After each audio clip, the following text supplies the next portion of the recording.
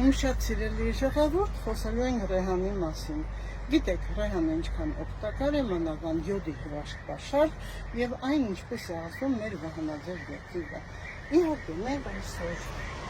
հաղում ենք ռեհան, ընդ որում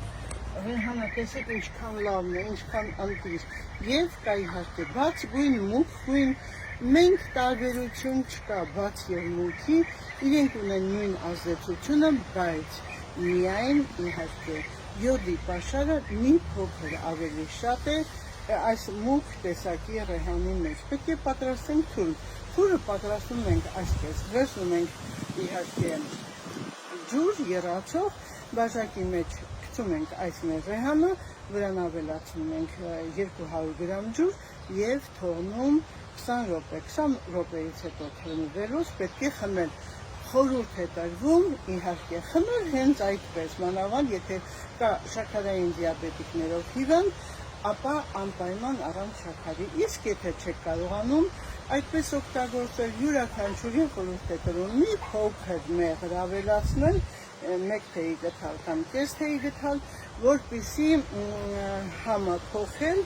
եւ ասեմ այն ոչ միայն լավ է անդրադառնում վահանաձև եղջի վրա, այն նաև կարգավորում է մեր սրտի աշխատանքը։ Պատկերացնում եք, եթե ունեք առիթներ, եթե ունեք սրտի խնդիրներ, դանդաղ աշխատանք կամ թփթփոցներ, ապա անպայման մեկընկներ պետք է օգտագործեք ռեհան, բայց ուզում եմ զգուշացնել, միայն ռեհանով չի կարող ձեր սրտի աշխատանքը կարգավորվի կամ վահանաձև եղջի աշխատանքը։ Պետք է դիմել էնդոկրինոլոգի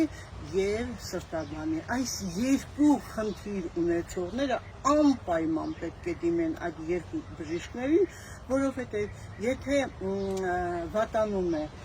վահանաձև եղջի աշխատանքը, ապա խոլեստերինի տոկոսն է արյան մեջ ավելանում է տրիգլիցերիդները, որոնք, այսինքն վատ խոլեստերինը, որը վատ է անդրադառնում սիրտանոթային համակարգի վրա։ Դրա համար իմ շատ սիրելի ժողովուրդ, հիմա մենք կպատրաստենք թուրը։